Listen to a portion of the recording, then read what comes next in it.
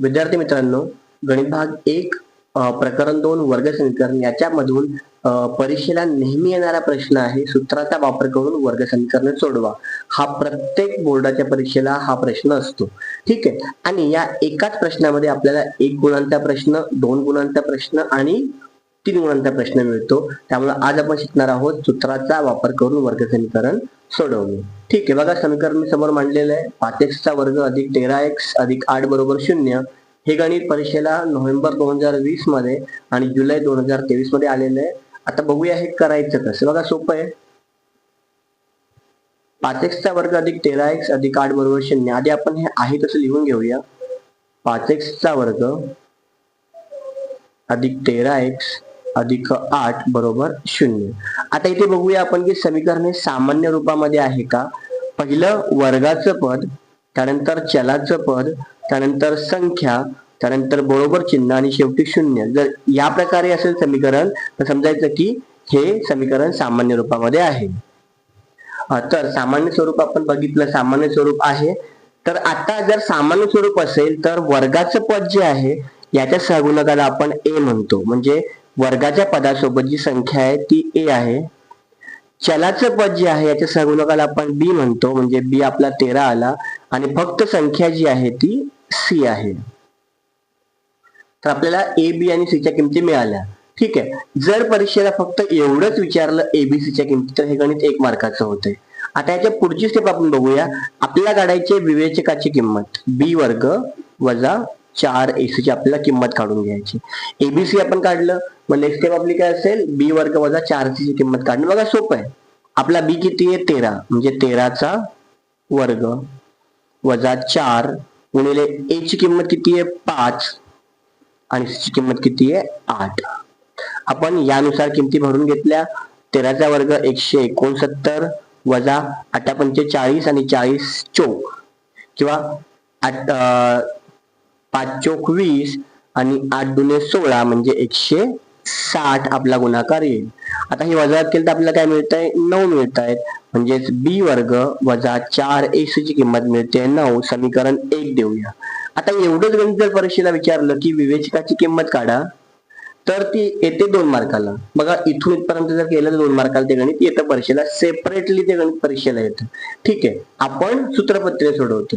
ही किंमत काढली. आता आपण इंट्रोड्यूस करूया सूत्र. तर सूत्र आहे आपलं,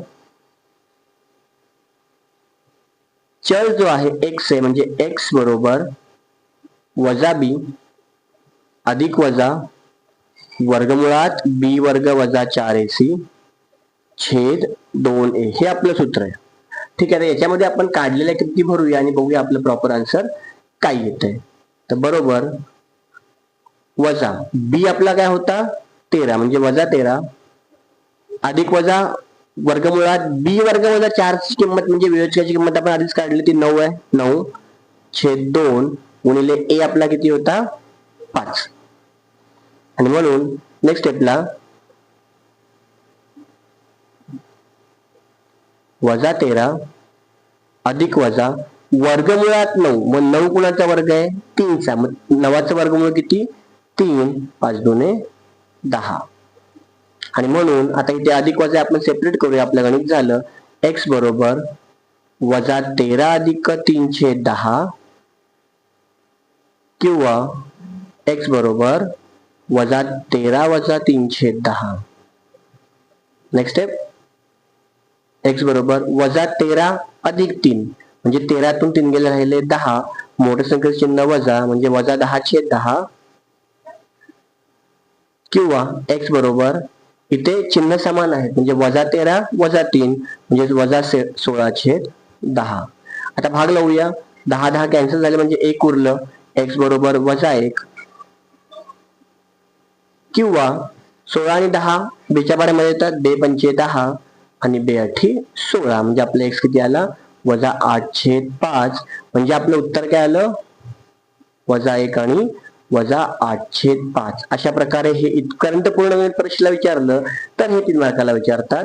सूत्र पद्धतीने सोडवा. आपण सूत्र पद्धतीने सोडवलंय. आता सेम आपण याचं दुसरं एक गणित बघूया जे पण परीक्षेला विचारलेलं आहे. एका वेळेस 2 गणित समजलं की तुम्हाला ही पद्धत व्यवस्थित समजेल. तर दुसरं गणित आपण घेतोय 3m चा वर्ग वजा m वजा 10 बरोबर 0.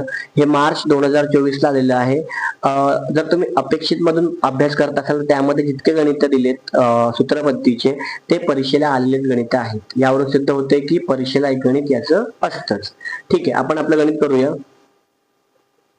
3m चा वर्ग वजा m वजा 10 बरोबर 0. आता बघा ही रेंज, आपली जी रेंज आहे तीच आहे का? तो पहिले वर्गाचं पद, मग चलाचं पद, त्यानंतर संख्या, त्यानंतर बरोबर चिन्ह आणि शून्य म्हणजे सामान्य स्वरूप आहे. आपण ABC च्या किमती लिहूया.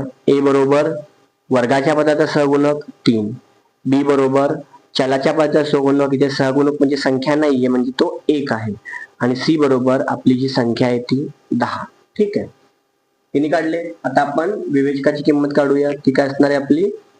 b वर्ग वजा 4ac म्हणजेच b आपला किती? 1 वजा 1 वजा 1 चा वर्ग वजा 4 गुणिले 3 गुणिले वजा 10. जिथे वजा संख्या आहे ते मी कंस टाकतो. वजा 1 चा वर्ग अधिक 1 वजा वजा अधिक 4 1 12 आणि 10 4 1 12 12 10 120 म्हणजे आपलं उत्तर आलं 121. b वर्ग वजा 4ac ची किंमत आहे 121. समीकरण 1 देऊया. आता आपण येऊया सूत्रावरती. आपलं सूत्र तुम्हाला माहितीच आहे. चल m बरोबर वजा b अधिक वजा वर्गमुळात b वर्ग वजा 4ac छेद 2a.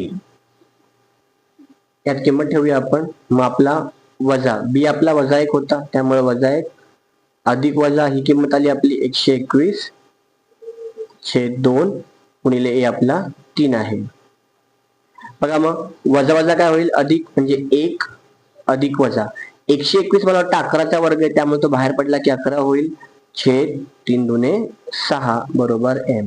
सेपरेशन करूया म्हणजे नेक्स्ट स्टेपला आपल्याला काय मिळेल? m बरोबर 1 अधिक 11 छेद 6 किंवा m बरोबर 1 वजा 11 छेद 6. 11 आणि 1 12 म्हणजे 12 छेद 6 किंवा m बरोबर 11 तून 1 गेला 10 मोठ संख्येचं चिन्ह वजा वजा 10 छेद 6. तर इथे भाग लावूया आपण. m बरोबर 6 दुने 12 म्हणजे 2